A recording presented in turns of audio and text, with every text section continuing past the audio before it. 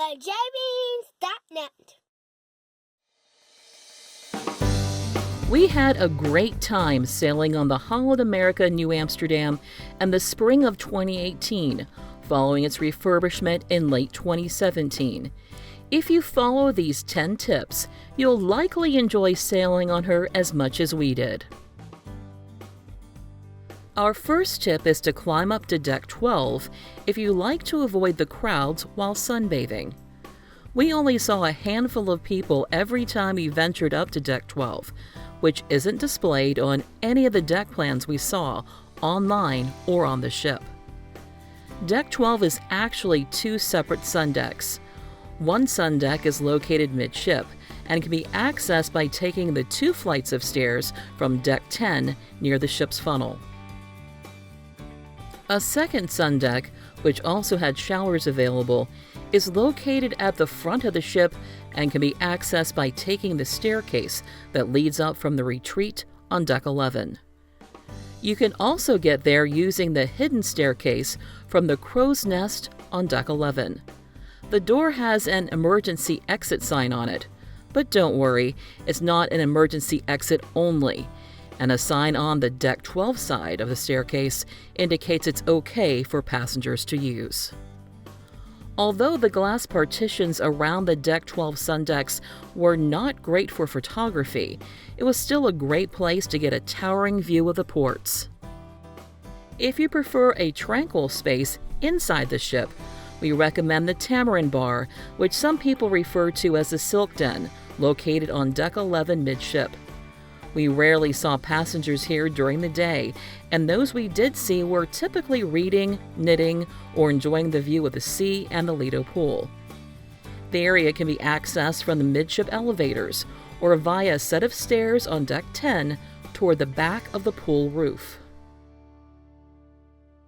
Our next tip is to be mindful of raised door steps you may not notice when exploring the ship, especially when transitioning between the outside and inside of the ship. Despite the occasional raised doorstep, we found the Nieuw Amsterdam's layout very easy to navigate. Directional signage is plentiful, so we never felt lost. Our third tip is to use the forward or aft elevators if time is an issue.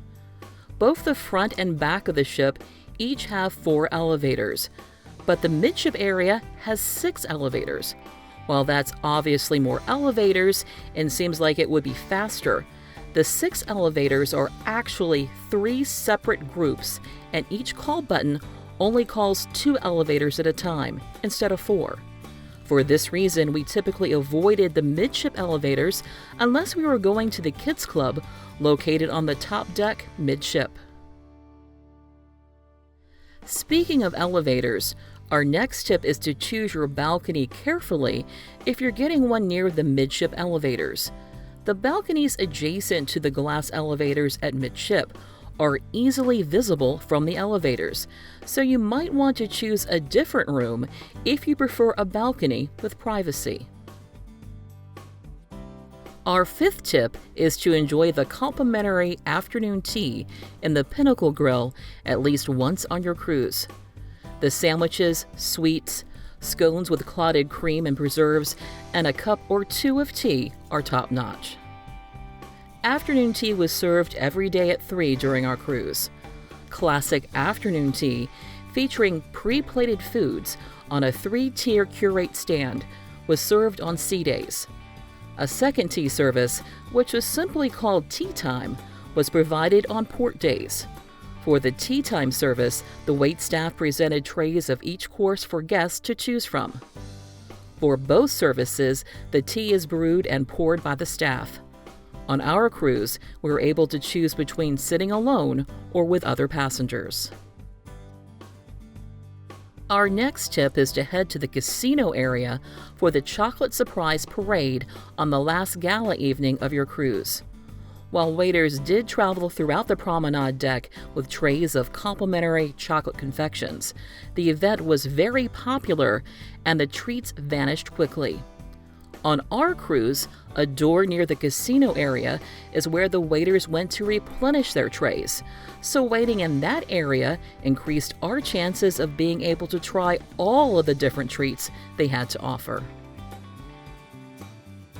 Our 7th tip is to check your TV for the Lido Buffet menus before heading to the buffet for lunch or dinner. The menus not only provide a list of the daily offerings, but also indicate which buffet station has each item and where each station is located. With this information accessible in our room, we could easily decide if we wanted to go to the buffet or a different venue for food. And if we did go to the buffet, we knew exactly where to go to get the items we wanted without having to walk the entire buffet to make our decisions. Our next tip is to visit the late night buffet at the Lido Buffet area. Holland America is known for its food, and the late night buffet is no exception. The food was available starting at 10:30 every night. Early in our cruise, very few people knew about the buffet, but word spread fairly quickly, and the line was longer by the middle of our cruise. Thankfully, the line moved quickly. The menu changed each night and was posted outside of the Lido Buffet area near the midship elevators.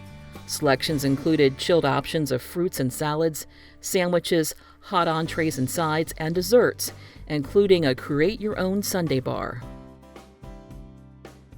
Our 9th tip is to make sure you put your hand behind your cup if you want to quickly and easily fill it with ice or water in the Lido Buffet area.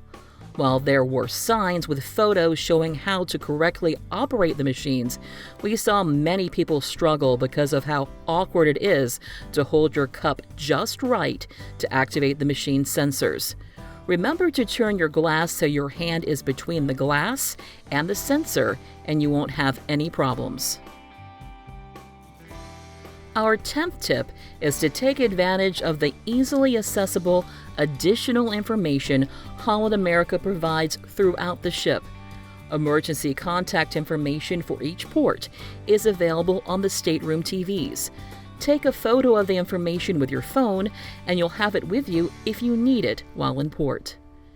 Daily newspapers in a variety of languages are available at the guest services desk and other public areas like the Lido Buffet. And be sure to check the Holland America Welcome Book in your stateroom, which provides answers to a variety of questions you may have. Finally, a bonus tip. If you want a bit of a challenge on board the Nieuw Amsterdam, try to locate the coins from the ship's 2009 coin ceremony. Many cruisers consider the finding of the ship's coins to be like a scavenger hunt, so we won't reveal the exact location, but we can confirm the coins do exist, and the photo may give you an idea of where to begin looking.